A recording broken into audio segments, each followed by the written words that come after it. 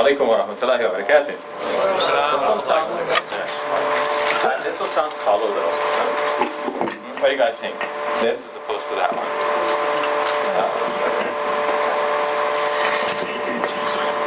Thank you very much for coming out today. May Allah subhanahu wa ta'ala reward all of you, all of us. We start by praising Allah Azza wa Jalla. Alhamdulillahi Rabbil Alameen. Wa salatu Allahi wa salamu ala khatim al-nabiyyin. Wa ala alihi tayyibin tahirin. Wa ala azwajihi ummahatil mu'minin. Wa ala ashabihi ajma'in. Wa ala tabi'in wa man tabi'ahum bi ihsan ila yawmiddin. Wa alayna wa ala ibadillahi salihin. Now, for today's session, what we want to do is to cover the kinds of things that come up when we talk to people about Islam. First of all, who are the people we're going to be talking to? Many of the people are either atheists or skeptics or agnostics or people of non-religion. Some people are Christians, some people may be Jews, some people may be Sikhs. There are people of Chinese religion, of Shintoism, of Confucianism, and of Buddhism. And there are Hindus. So we want to get some idea of all of these people. We can't study any of this in great depth, but we get some overview, we get some awareness, and hopefully that sparks your interest to do dawah, to talk to people. And the more you talk to people, the more questions you will hear, the more you will go back and study. You will go deeper into whatever interests you and whatever is meaningful to you in your situation. So let's get right into it. I also want to say that I don't want this to be just my presenting the information, because that's what you get when you go to a public lecture where there are 200 people in the hall, and maybe you're sitting at the back of the room and you just hear the lecture. So you hear it all and you enjoy it all, and then you go home and then people forget much of what they heard. They just remember how good they felt at the time. Everything sounded nice. But I want you to practice here in delivering this information to other people. So that's the whole point. It's not that you hear me and you say, this brother presented some nice things. But can you repeat any of that later on? So take very good notes and make the notes your own. It's not that you have to repeat what I have presented. When it comes down to you, and I ask you to speak, you can make it up your own way. Maybe you know your own arguments already, and you can use those. But I'm going to pair you off and have you talk to each other about the same information, like one of you playing a kind of devil's advocate, like pretending to be the non-Muslim, asking the Muslim the questions, and then the Muslim has to answer. All right? And then you reverse the role. And then eventually I get some of you to present here to the entire group, and we see how that is done. So, it's a good game plan? Okay, so, why are we Muslims? That's the question we're going to be asked again and again, right? In the face of atheism and all kinds of skepticism and doubt, why remain Muslim in the 21st century? So let's explore some of these reasons. First of all, because there is a God. And how do we know that there is a God? Well, it is not something that we can prove. This table is solid. Well, it looks solid anyway, and nowadays scientists tell us it's not really solid. It's mostly empty space. But be that aside, we know the things which are tangible, we can touch and feel and smell, things which are accessible to the human senses, physical things. When we speak about God, we're speaking about not a physical thing, metaphysical. And by definition, this is not something we can prove in a science lab. But are there good reasons for believing that God exists? Yes. And on balance, even though people may find excuses for not believing in God, when we weigh the good reasons for believing and we look at the excuses, we see that they are in fact, in some, good reasons for believing that God exists. So here we are. First, the existence of the universe points to the existence of a creator. Why do we say that? The universe is contingent. And what do we mean by that? You know, when somebody says, I have a contingency plan, that means if the first plan doesn't work out, then the next thing will fall into place, right? That's so we understand the use of the word contingent. A contingent thing is something that doesn't have to be that way. It happens to be like it is, but it doesn't have to be. It may be and maybe not. So the existence of the universe It may or may not exist. And nobody says that the universe is a necessary being, which is, when we talk about the existence of God, believers believe that God is a necessary being. For Christians, Jews, and Muslims, for example, when we speak in monotheistic terms, we say that God, if he exists at all, he must exist. It cannot be that he doesn't exist. A man by the name of St. Anselm of Canterbury came up with what is referred to as the ontological argument for the existence of God. And we're not using that argument now, but I want you to be roughly familiar with that argument. At least you should hear it now. And what I want to focus on is the definition of God that comes out of that argument, or is that is presumed by that argument. St. Anselm said that if you think of something great, well, okay, now think of something even greater than that, and now think of something even greater than that. So eventually your thinking comes to that beyond which nothing greater can be conceived. Now, if you can think of something and think of something greater than that something, then the something you were first thinking about is not God. God, by definition, is that beyond which nothing greater can be conceived. That's for Muslim Jews and Christians. So when we say God, we can't conceive of anyone or anything greater than God. And if you could conceive of something greater than God, that would be God. So St. Anselm took a further step to say, well, that thing which you have in your mind now, you're trying, or at least you're trying to put in your mind, you're trying to think, at least in statement terms, even if you don't have an image in your mind, but as a statement, you have in mind now that beyond which nothing greater can be conceived. So, does that exist or not exist? Exist. At least that's your belief, right? We're not saying that must necessarily exist. But according to Anselm of Canterbury, he went the further step, and this is what is called the ontological argument for the existence of God. He said that it must exist. Because if it does not exist, then it wouldn't be that beyond which nothing greater can be conceived. Because if you can think of something, sounds like a nice idea, but doesn't exist, that's not as great as the one which is not only a nice idea, but it actually exists. So for believers, God exists. But it's more than this.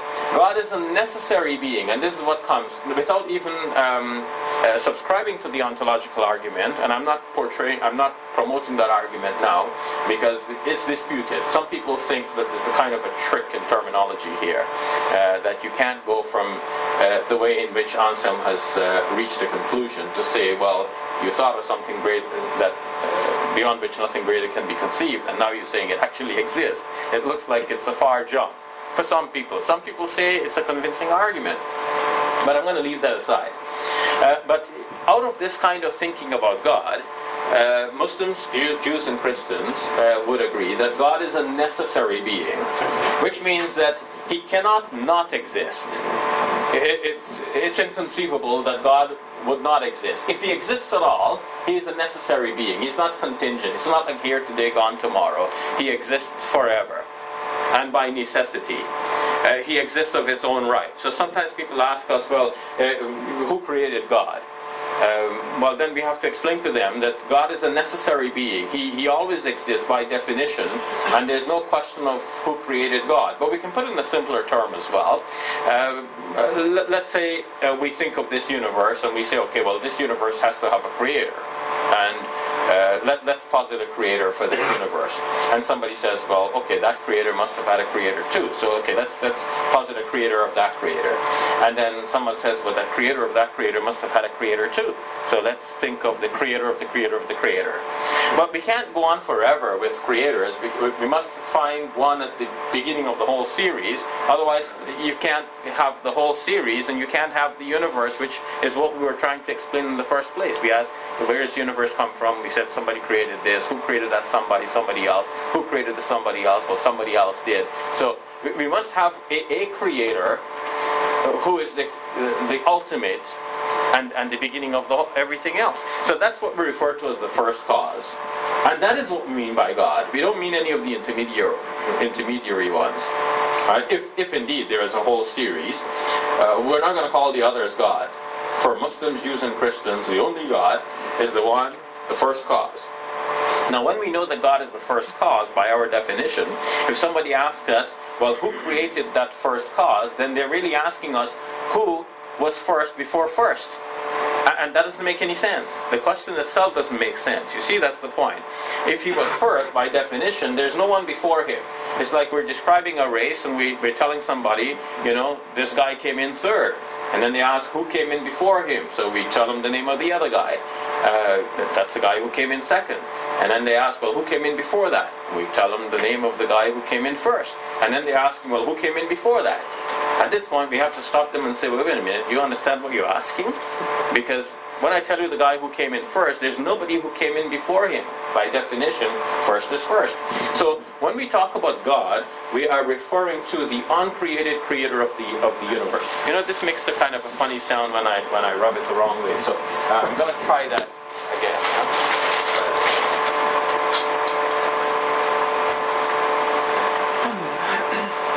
Okay, so it's a bit hollow, but I don't know if it makes that funny sound. No? Okay, so there we go. In short then, when we speak of God, we are speaking of a necessary being. He has to exist, and he cannot not exist. That's out of the question that he will not exist. We believe that he's a necessary being. Well, so far for our belief, and we're not going to prejudge the issue now. If you're asking, how do we know that God exists? Think at least of the fact that we believe that he's a necessary being. Without that belief, we're not presuming it to be true. That's our belief now. We believe that God is a necessary being. Those who don't believe in God, or anyone for that matter, whether those who believe in God or do not believe in God, does anybody think that the universe is a necessary being? No. Because by Muslims, Jews, and Christians believe their God to be a necessary being because he is the sum of all perfections. And it is one of his perfections that he's a necessary being. Because if he was not a necessary being, that means he might be here today and gone tomorrow, and that's not the perfect being. You see, that would be a kind of a limitation, an imperfection, that he's not always around.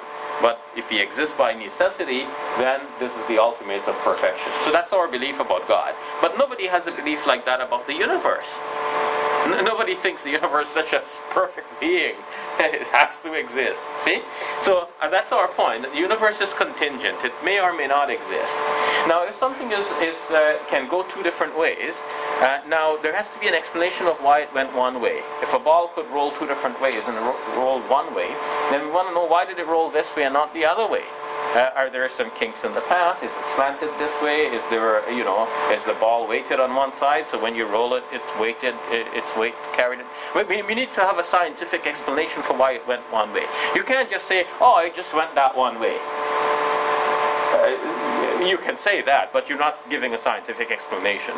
Now, people in modern times are telling us that we should believe in science and we shouldn't believe in God. That they're pretending that they have a scientific explanation for the existence of the universe that does not include God.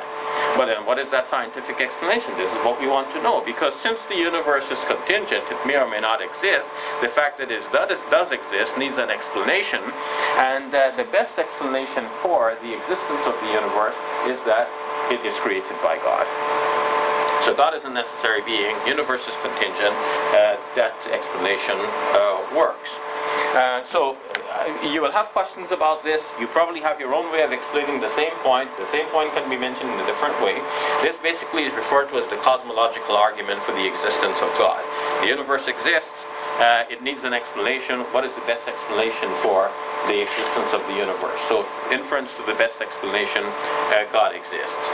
The second point, the design in nature points to a designer. The universe is a cosmos, not a chaos. It is an organized structure, and that calls for an organizer. There are certain physical constants which are known to be precisely fine-tuned right from the inception of the universe, from the Big Bang origin, for physical constants, in fact. A strong nuclear force, weak nuclear force, the force of gravity, and electromagnetism.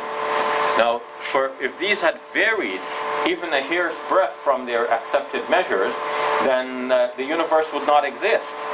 So that calls for some fine-tuning, and we should ask then who was there to do the fine-tuning. Now you might deal with the design argument in a variety of ways, but the basic thing is that if you notice that something is designed, that calls for a designer. It doesn't get designed by itself. So we need to have an explanation for why does it look like it is designed. And the best explanation is that there is a designer who for us is God. So that's our second argument so far. You see, the arguments are cumulative. They add to each other, not one argument by itself. Because one argument by itself is like one arrow. Somebody can turn that arrow around. But if there are several arrows pointing in the same direction, then they have to turn all of them around. Otherwise, we still have some indicator in a certain direction. And the arguments are dialectic. Like, you might say something, somebody says something else. In the end, we want to see, after we got the pros and the cons, what is the conclusion from all of this? Okay? So, no argument is foolproof. But we want to know at the end of the day, where does the analysis lead after we know all of the positives and negatives? What we can say, what they might say, then what do we conclude? Okay. To continue then, we say that the organized nature of the universe points to the existence of a single organizing entity. So we are looking for one God. There's nothing in the universe that indicates that there are three gods or three persons in one God or one Godhead and that has three co-equal persons sharing in the divinity or anything like this. And this is common. This kind of standard logical proof that we've been using for the existence of God is common to Jews, Christians, and Muslims. In fact, the philosophers from the three religions interacted with each other, and they used similar ideas and arguments. So we are looking at proofs that point to a single God. Now, I'm going to stop at this point for the time being. With presenting stuff, and now I want the interaction. So let's see if there's a pair, brothers, two, and then two, and two. And brother, I'm going to ask you to pair up with the brother behind you, if you don't mind. Yeah. So move your chairs around, and then pair, and then among the sisters, two. I want a similar pairing. So the idea is you talk to each other, right? So two. And two, and then one. But the three of you, how about the three of you get close together, right? Back. And what I want you to do right now is to talk to each other about these ideas. And the way you do it is you start with one person being it, and then the other person is going to ask questions. The other person is going to pretend, suppose I'm a non-Muslim and I'm asking you. Alright, so what are we dealing with so far? What are the arguments for the existence of God? How do you know that God exists?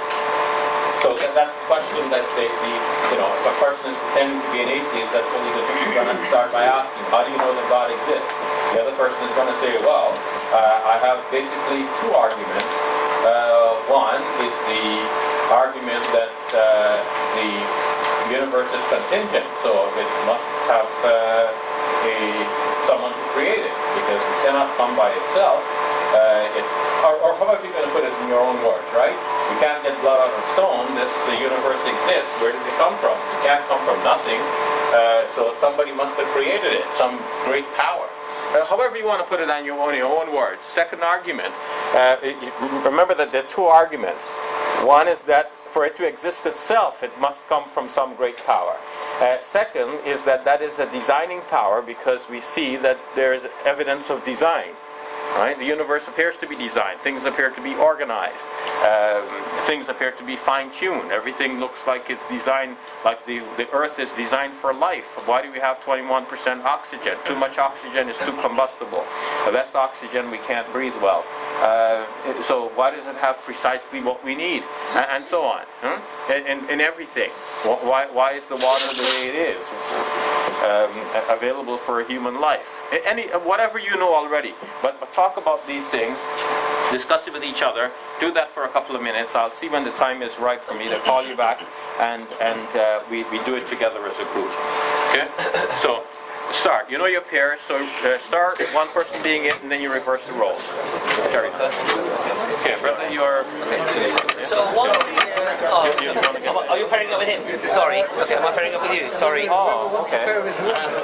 That's all right.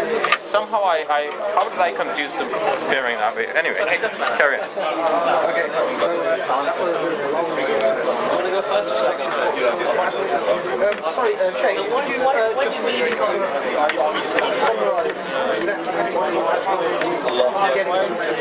Yeah.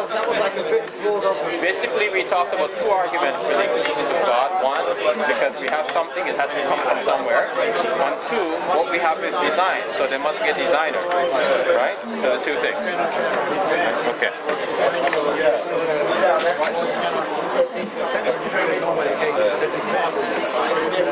Assalamu alaikum. Sorry, Jake.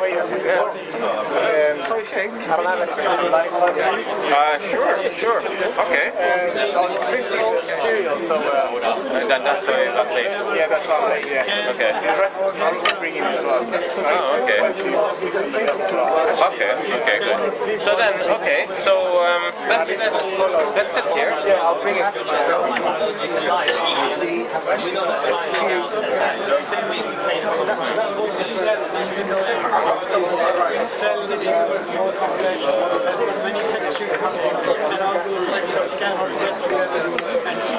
So basically, we talked about two arguments for the existence of God. One is, and of course, when you go out to give da'wah, you're going to pick the people you're going to give da'wah to, right? Like if you, for example, you're going to talk about, let's say, the concept of evolution. If you're dealing with like an evolutionary scientist, probably you won't bring up this topic because you know that it's not going to be a match discussion, right? He's going to draw rings all around you. He's going to talk about concepts and scientific terms that you have no idea about. So better leave that topic alone, right? So now, when you're dealing with your friend here, don't pretend like you are this top evolutionary scientist, even if you are, right?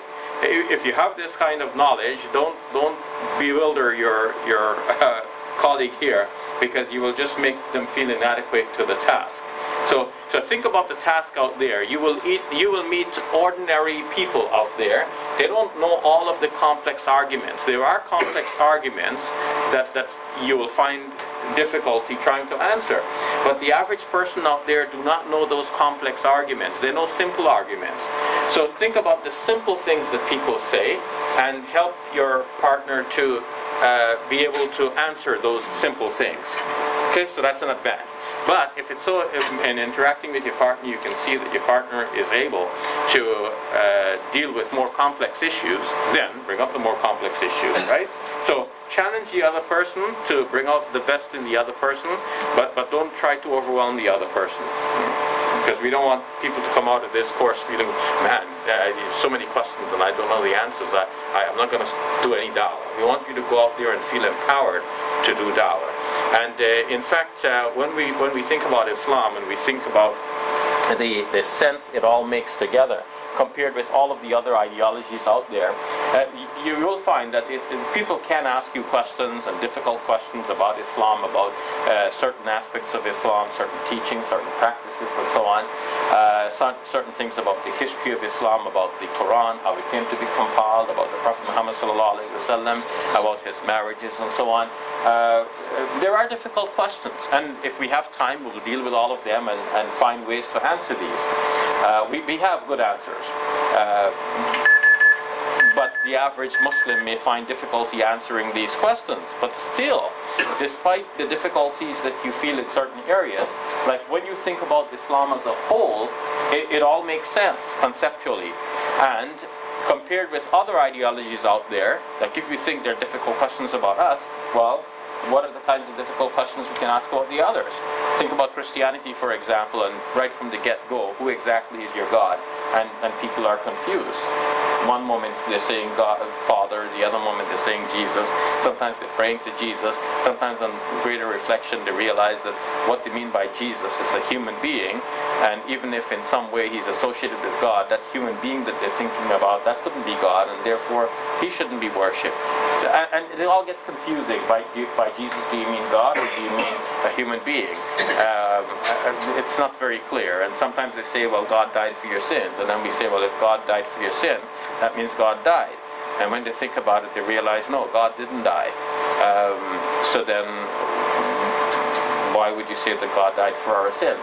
See, it all gets confusing on these very important and crucial concepts. And Christianity is the majority religion in the world today. The majority, like the religion with the most followers, they call it the branches of Christianity. So when we think of Islam, it makes sense, and we just need to feel empowered to go out there and give the message to others. So now I need another pair, maybe from among the sisters, and any group of sisters. Okay, think about it. I'll come back to you. Brothers are outnumbering the sisters today, so we can have another group from among the brothers, and then we'll take one from the sisters. Are you ready, my brother? Yeah. Okay. So He's a bit shy. sure. Okay. So who's okay? We'll know from your questions.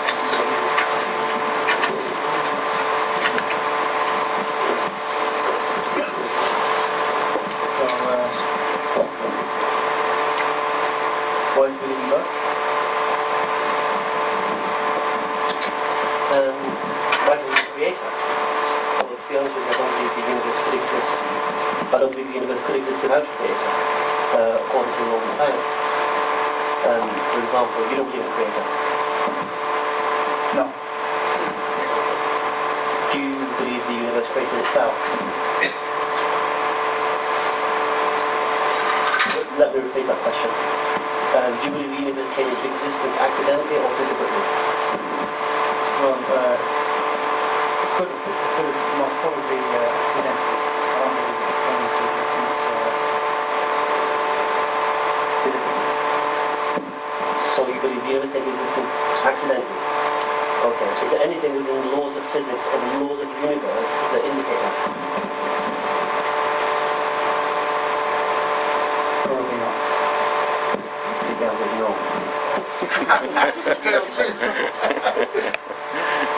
Yes, but still, scientists are still discovering new discoveries. We're still doing things. Science is evolving. So what you're saying is maybe in the future there will be some law that or some power that becomes known that can show us. But right now you have no evidence whatsoever. At the moment, no. But yeah, possibly in the future.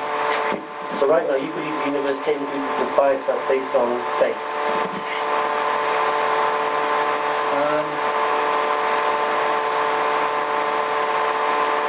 Maybe. Okay. Do you then accept there's a power outside of the laws of the universe or the laws of physics that causes the universe to come into existence? We don't know for sure. By logic, if this universe was created by itself, as you claim, and there's nothing within the laws of physics of the universe that could show that, then clearly there must be some other law or power that did that. Yeah, there's a possibility of an intelligence or a power outside of this universe. Okay, so you accept there could be a power, but obviously because of the nature of the universe, with the design within it, the orchestration, that there's an intelligent power, creative force outside the universe. Yeah, there's a possibility, yes. And you say you don't believe in a creator? Well, I'm not fully fit to creator. What are you calling this creative unknown force outside of the universe? It's some kind of force, some intelligent force. Creative force. Okay, let's reverse the roles. Yeah, go ahead.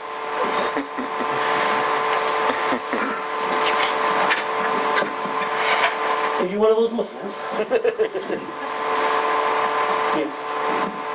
Well, you believe in invisible friends and flying horses and talking snakes? Look around you, the universe points to a creator. You think fly north is one from angels? Yes, I might do. Why do you live in those? Can you see them? Because I have this belief in a God, which is someone that created this universe. You want to imagine your friend? If you look around you, there's so much perfection, so much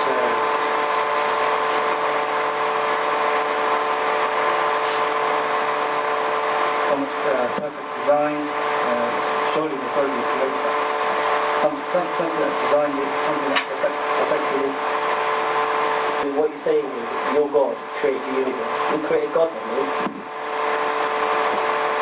If you use that argument, there'll be a creator for a creator for a creator for a creator, and this world wouldn't exist. Something like that. Creation.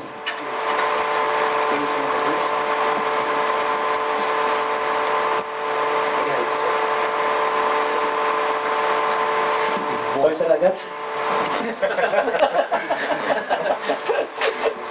If you use that argument,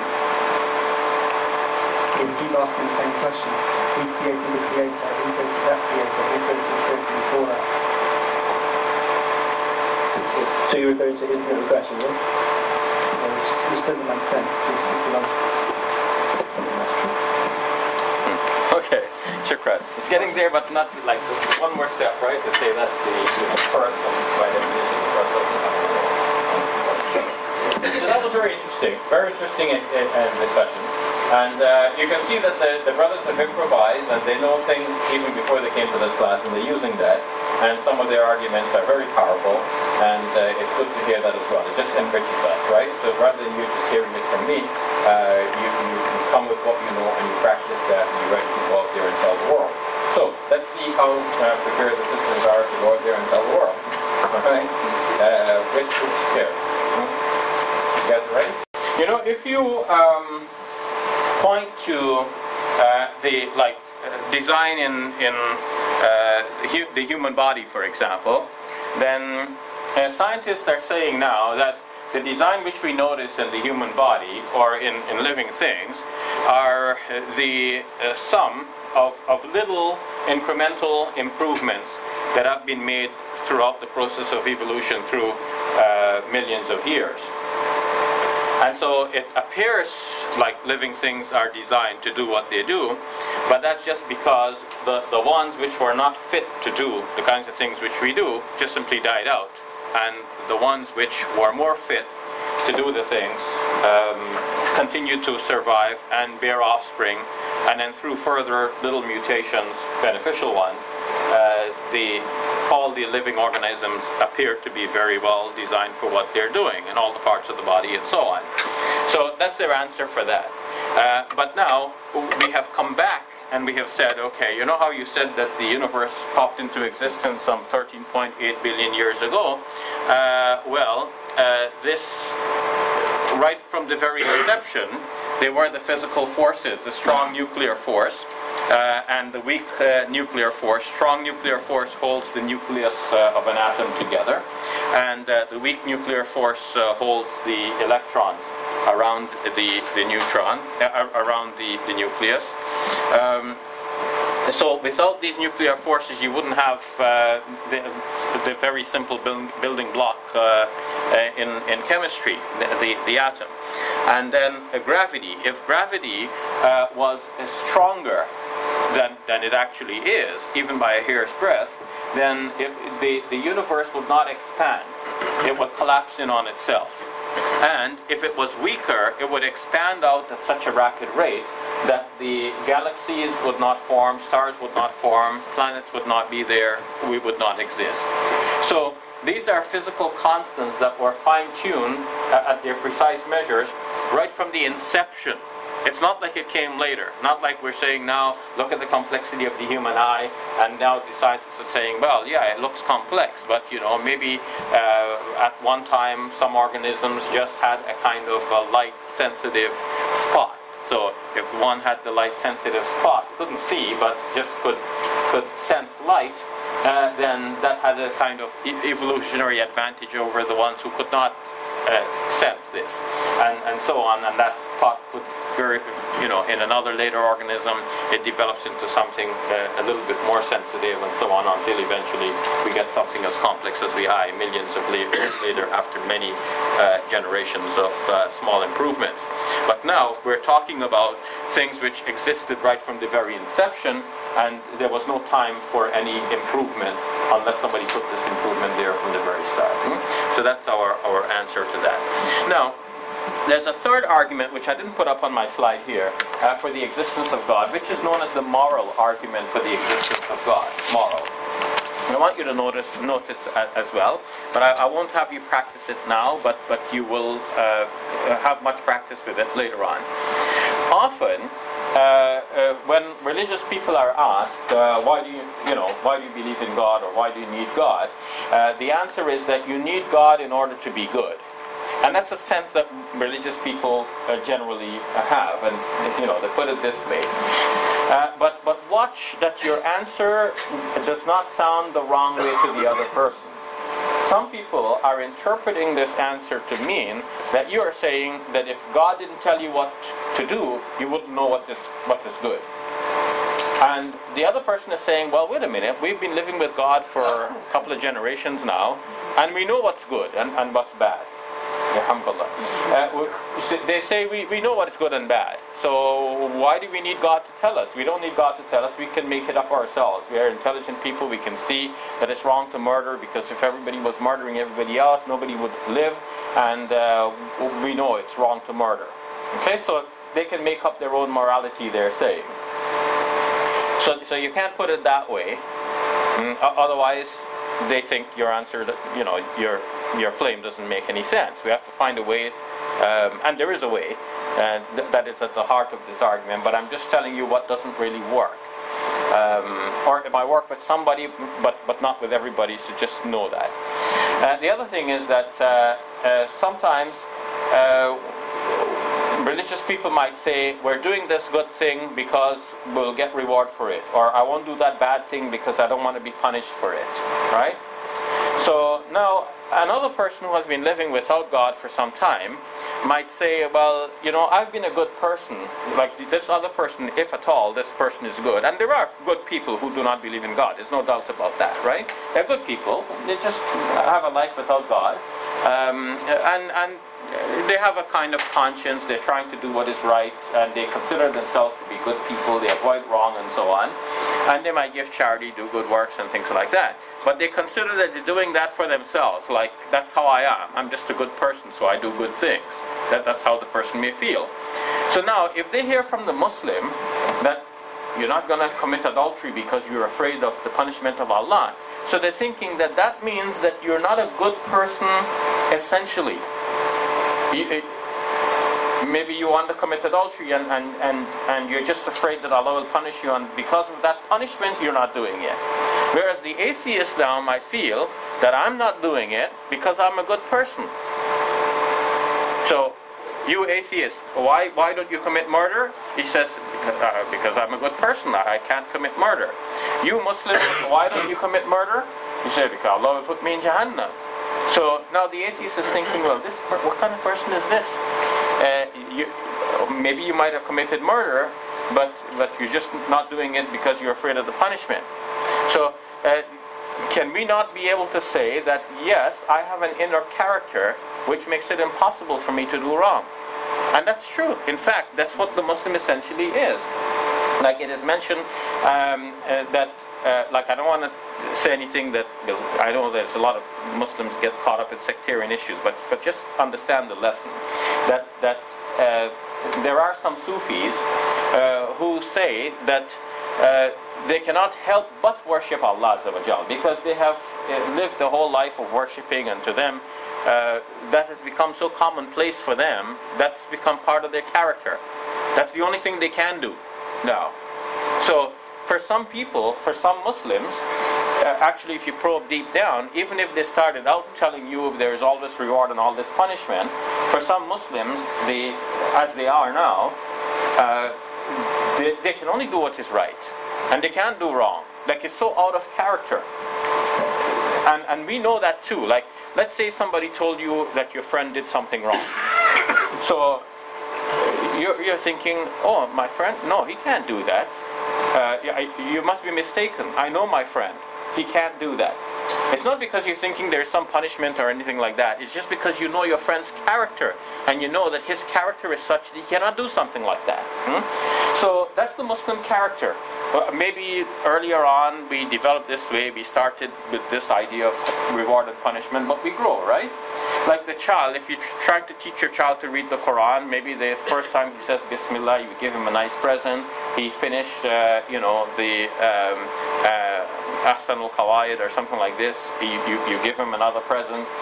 He finished Juz Amma, you give him another present. He reads the whole Quran, you give him another present. So the kid is always working, then I'm going to get the next present, right? I want to finish that. But eventually he grows up, and then he knows that the Quran is the word of Allah subhanahu wa ta'ala, and he wants to read it for himself. Regardless whether anybody's going to give him a present or not. He just wants to read the Quran because now he enjoys reading, and the Quran is so much part of him. He forgets about the reward. We hear you read one letter, you get 10 blessings and so on. That maybe start reading. But now when you start to read, and eventually you're not counting the blessings anymore. You're just reading because that's what's natural. So, in sum then, when somebody asks you why you are doing something, or why you are avoiding something, just say that as a Muslim, that's my character. We are taught, our minds are shaped by the Quranic revelation. There is an ethos built around this, and we are part of that ethos. We just develop this way to the extent that we don't feel like committing wrong, and we just are inclined towards what is good. So that's what we are. So don't bring up this reward and punishment to the non-Muslim. It's not going to make much sense to them, and it backfires, gives the wrong impression. But I still want to get to the moral argument for the existence of God. I'm just telling you the kinds of things that do not work. Like you're telling the person you have to be a religious person to be good, and the person is saying, no, I can be good without being a religious person. Sometimes we say, well, we need God to tell us what is good. And of course, they say, no, we don't need God. We've been knowing what is good and so on, right? I think I covered that to a certain extent. Maybe I didn't put it in the same way. But now, more to the core, what is this moral argument for the existence of God? The moral argument for the existence of God is simply this. You know how even the atheist has a sense that some things are right and some things are wrong, and the atheist says, I'm a good person too, and I can know what is right and what is wrong. So the ideas that we have, where do we get our ideas from? You know how we said that all of the physical characteristics are shaped by evolution, according to the scientific view? Well, it's not only the physical characteristics, but even the mind. The entire mind, they say, is also shaped by this evolutionary process. So now, if you have an idea that it is good to be good, and somebody else has an idea that it's good to be bad, how do you know that your idea is better than his idea? Actually, none is better from an evolutionary point of view, because the same process shaped one mind to think that it's good to be good, and the same process shaped another mind to think that it's good to be bad, or bad to be good, also, right? Like if somebody says crime pays, so he has a kind of a criminal mind, but it's the same evolutionary process that produced that criminal mind. And who's to say that this one is right and that one is wrong? There is no arbiter. There's no way of determining what is right and what is wrong in this blind evolutionary process. If somebody says, no, I'm the one who is the right one. You know, we know what is good, and we know that it's good to be good, and the other person is saying it's good to be bad, and we are right. But there's no basis for that. But even if you want to pretend that for a moment, think about the universe around you. The universe around you looks all terrible, right? There are earthquakes and hurricanes and tsunamis and so on. And it looks like there is so much injustice in the world around us. The good person isn't always rewarded in this world, right? Somebody may be doing all kinds of good things, but then he's struck by a calamity. Somebody may be doing all kinds of bad things, and he may be living and rolling in wealth and enjoying all kinds of luxuries and so on. So the world doesn't seem to be just. So it doesn't seem like anything in this world is preparing us to know that it is good to be good. In fact, it looks like the world is a very bad place. So if somebody is saying that I get my sense from the evolutionary process, that's like saying that a process that knows nothing about good or bad has taught me the difference between good and bad, has taught me to know the difference between good and bad. And who boasts that they studied under somebody who doesn't know the subject? Okay, so it doesn't make any sense. In the scientific world, there's nothing that's really good or bad. Like electrons move in a certain way. It's neither good or bad. That's just how the way it moves. There's nothing good or bad about it. See, it's not a moral question. So in short, this moral sense that we have, such that even the atheist says, I'm a good person, that means the atheist is subscribing to the idea that it's good to be good. Where did that idea come from? Either from the blind evolutionary process, and that makes no sense because a blind evolutionary process which knows nothing about morality cannot really teach us about morality.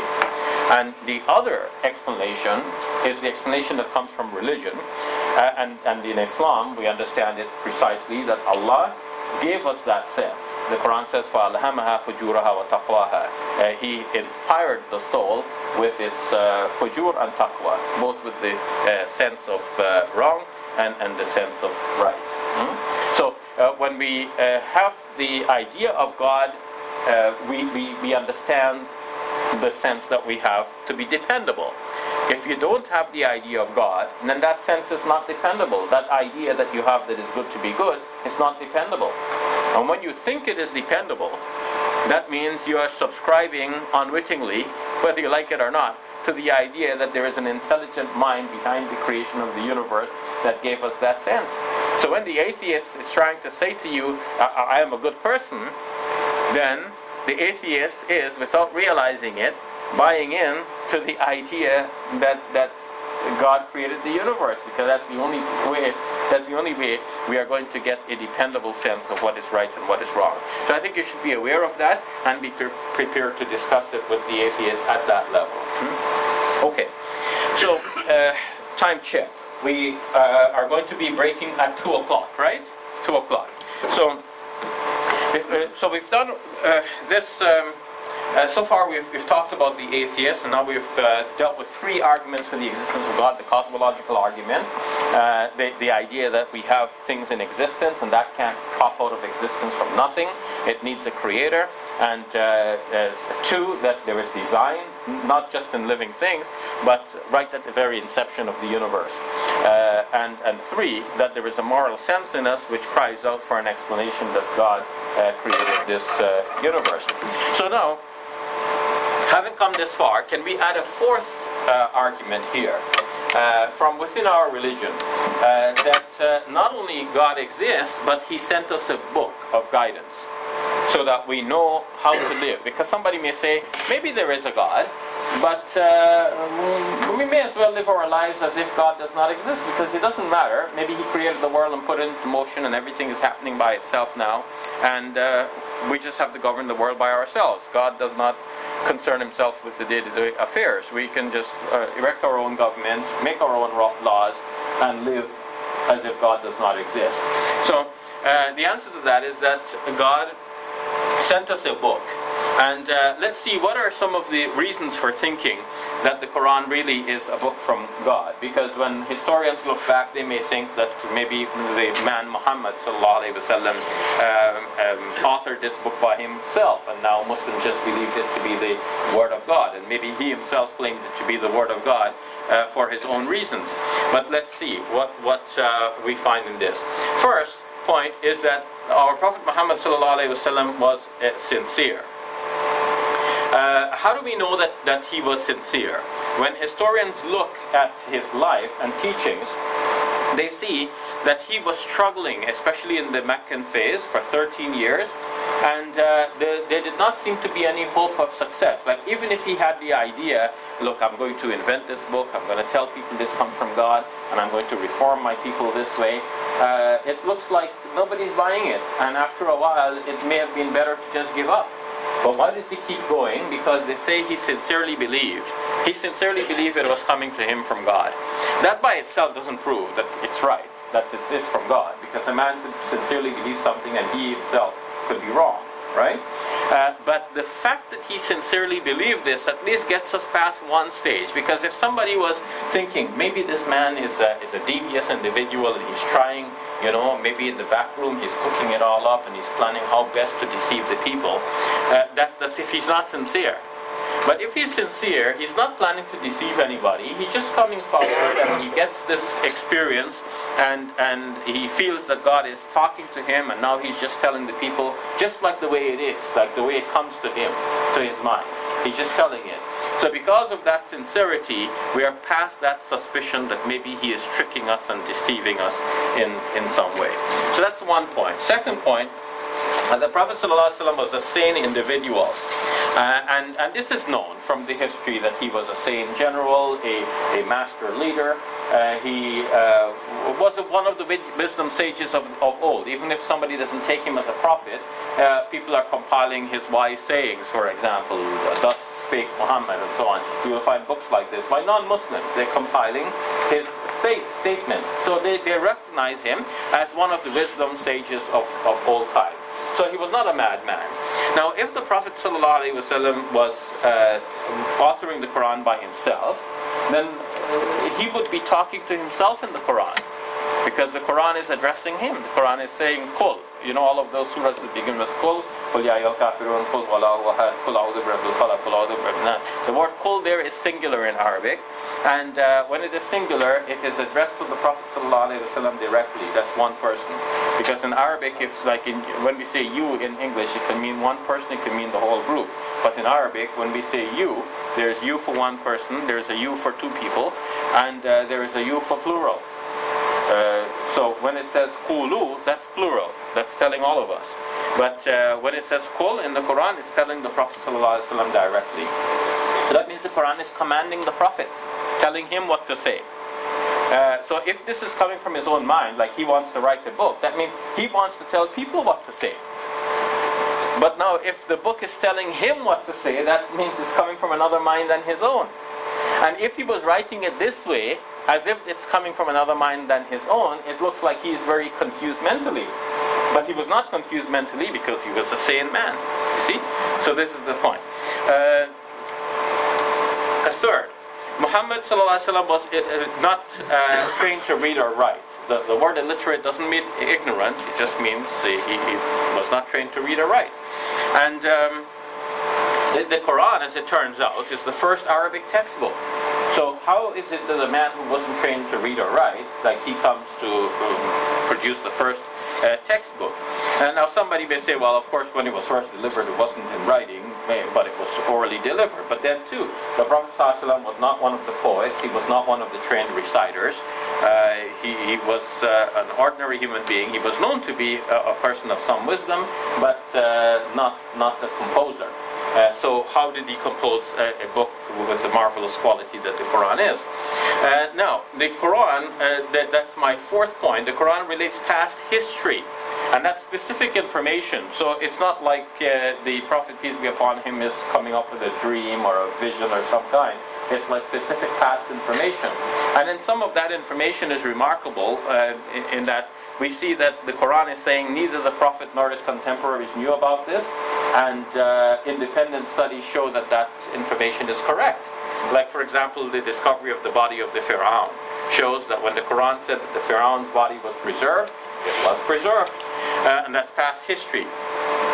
Fifth point, the Quran relates about the future, telling us what will happen. And since only God knows the future, it is obvious that this is not the word of a man, it's the word of God revealed to him.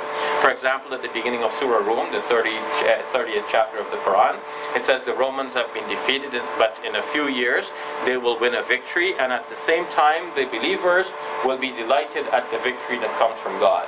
According to Sayyid Abul Ala Maududi in his Tafhim al-Quran, there is double prophecy here. One is that the Romans will win their victory, and two is that the Muslims will win their victory too.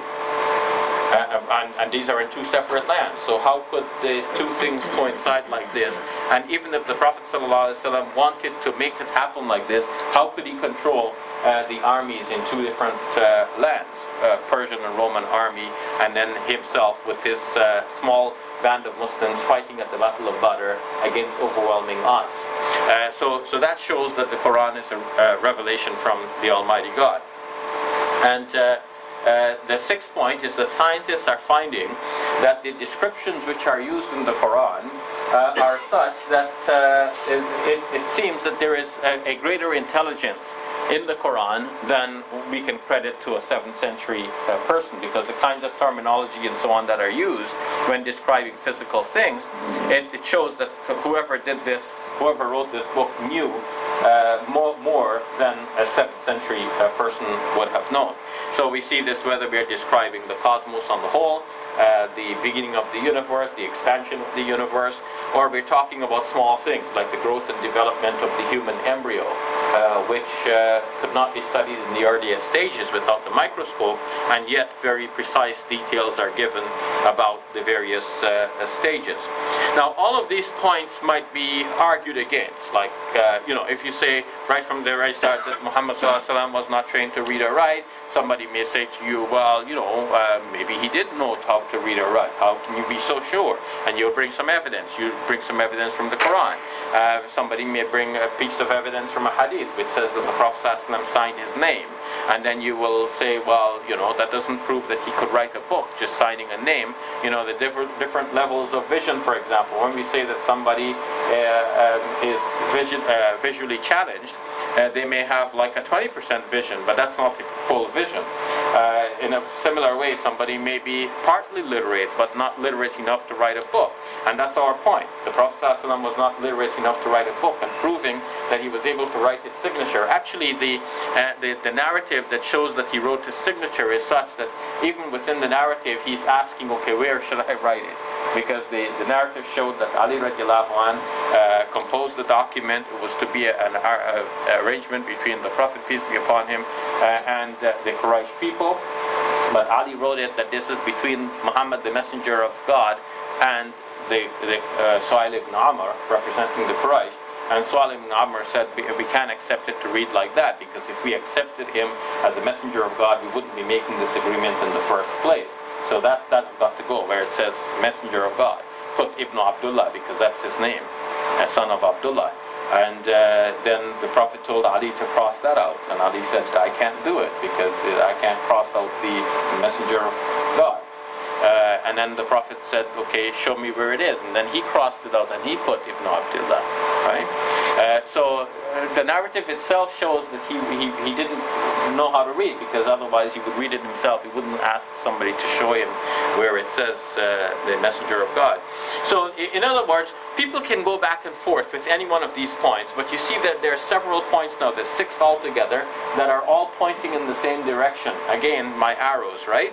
So even if they knock down one arrow, you still have the others pointing in the same direction. All of these are indications that this book is the Word of God. So I want you to digest these now and to talk to each other about it. So these are 6 points so far. If you are making notes, you should have 6. 1, the sincerity. 2, the fact that the Quran is speaking to the Prophet ﷺ, like in the surahs that begin with Qul. And if the Quran was his own mind's production, then his mind would be speaking to his mind. He would be kind of like schizophrenic. But he was known to be a sane person, so we can't really say he was a madman to explain how the Quran came into existence. 3rd, we saw that the Prophet ﷺ was not trained to read or write. 4, we see that the Quran is talking about past history, and it's correct in what it said. 5, that the Quran is speaking about the future, and again correct in what it said, and since only God knows the future, this is not the word of man. And 6, the scientific descriptions which are in the Quran, even though the Quran is not a scientific textbook, shows that this is really more than we can credit to a 7th century person. Sometimes when you hear a person speak, you can get a sense, is this an educated person or what? How do you get that sense? From the kinds of words he uses, the references he makes, and so on. You get an idea, right?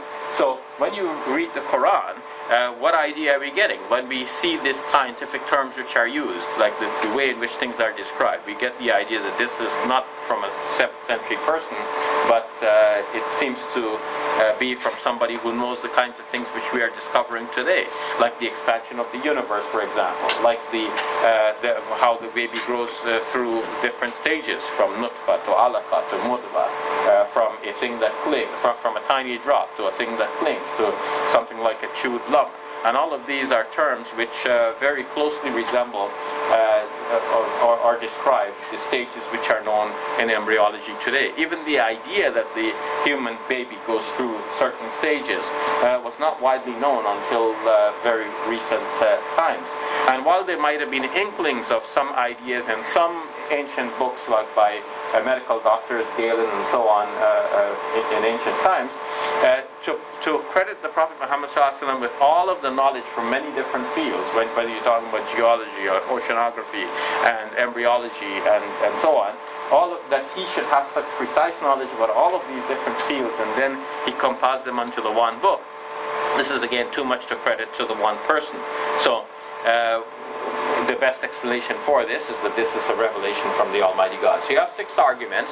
So if I pair you together, then you can practice these. I want different